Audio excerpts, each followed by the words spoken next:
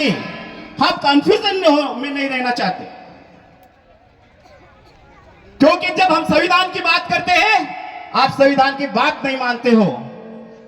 जब इस देश के संविधान ने बोल दिया कि आदिवासी इस देश का मालिक, तो ये प्रश्न कैसे खड़ा होता है कि सरकारी जमीन, अरे जमीन गांव की होती है, सरकार की नहीं। और सरकार कौन?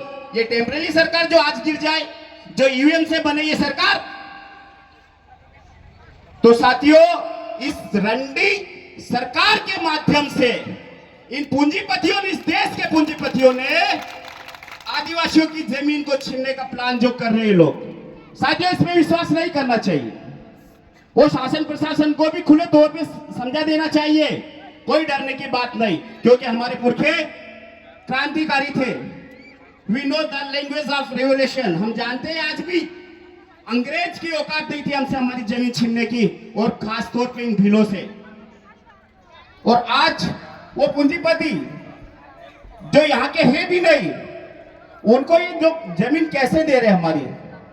तो साथियों, आप संविधान करके एक बात बोल रहा हूं मैं, कुछ होने वाला नहीं है, क्योंकि इस देश की जो मुख्य व्यवस्था है, इस देश की जुडिशरी न्यायपालिका, इस देश की एग्जीक्यूटिव कार्यपालिका, इस देश की लेजिस्लेटिव विधेय पालिका, बिजनेस और मीडिया पे पूरी तरह से इन पूंजीपतियों ने कब्जा कर लिया है।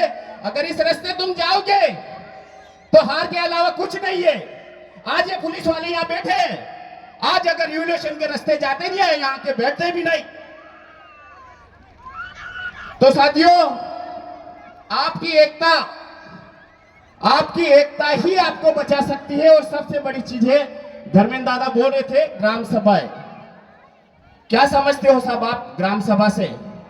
वो पागल था क्या हमारा पुरखा जो 1875 में 65,000 ग्राम सभाएं बनाई? उसने क्यों बनाई थी?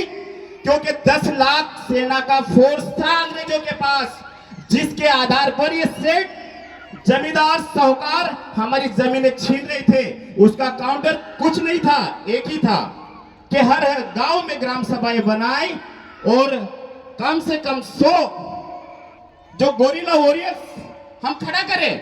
और हमारे पुरखों ने करा, 65,000 ग्राम सभाएं करी, उसको इंटू आप 100 से करिए कितना, 65 लाख।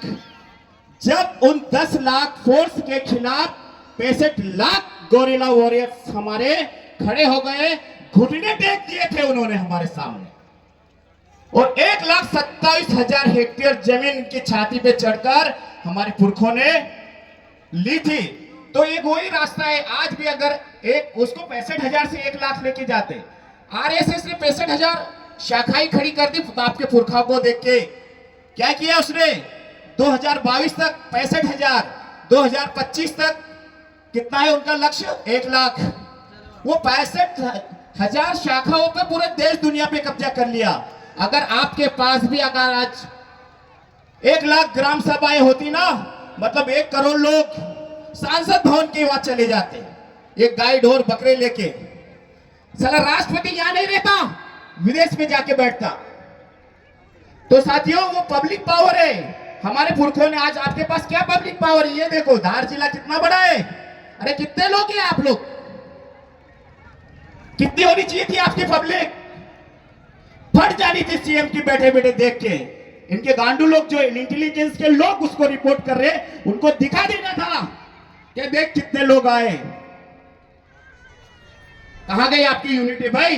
ये पार्टीवाद, संगठनवाद, क्षेत्रवाद, उपजातिवाद, उसको किक आउट कर दीजिए आपकी समाज से। अगर नहीं करे तो मारे जाओगे। ये अस्तित्व है आपका। ये लोग आपकी जमीन नहीं छीन रहे, आपके अस्तित्व पे वार किया है। अगर ये जमीन छीन ली, उसके बाद कहां जाओगे? ये बच्चे लेके कहां जाओगे? कितना एजुकेशन है आपका? कहां नौकरी कर पाओगे आप लोग?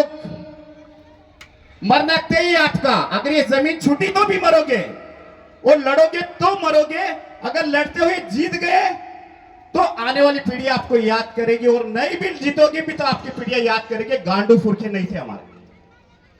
तो साथियों, भीलों की औलाद है, ये और फोर्स कुछ नहीं होती है भीलों के सामने।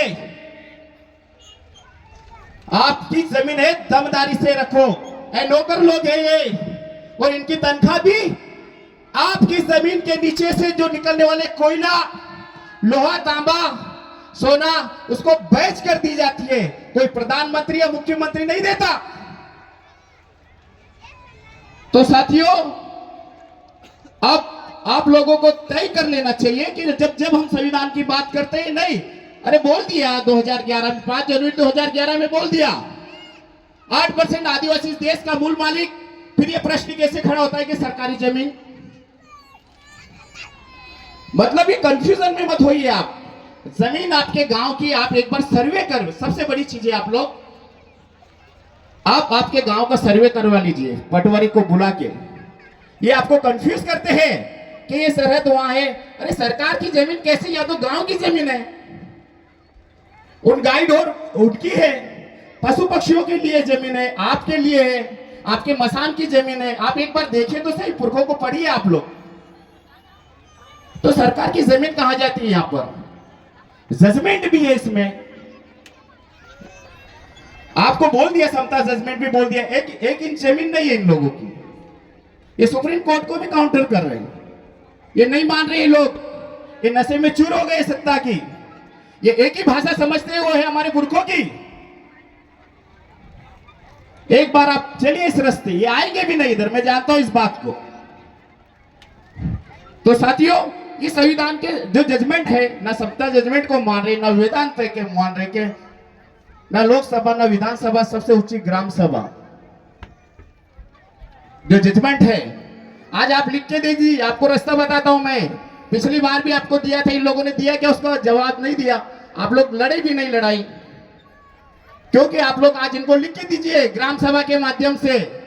अगर ये लोग उसका जवाब नहीं दे, पिछली बार आप कोर्ट में गए ही नहीं, वो इसके लिए नहीं डरे, उनको पता है कि ये खाली भाषण देके चले जाते हैं। आप एक बार कोर्ट में तो जाइए, जवाब मांगिए आप इनको। अगर ये नहीं देते तो ये भी देशद्रोह का काम कर रहे हैं ना। कंटेम्प्ट ऑफ सुप्रीम कोर्ट, आप इनके खिलाफ जाइए। उसके बाद क्या बोलते हैं फिर देखेंगे। अगर वहां पे भी इनकी नोटंकियां दिखेगी तो फिर एक रास्ता है हमारा। तो साथियों, यहाँ वक्ता बहुत आए हैं, सभी साथियों को जोहार, जिंदाबाद, जय आदिवासी।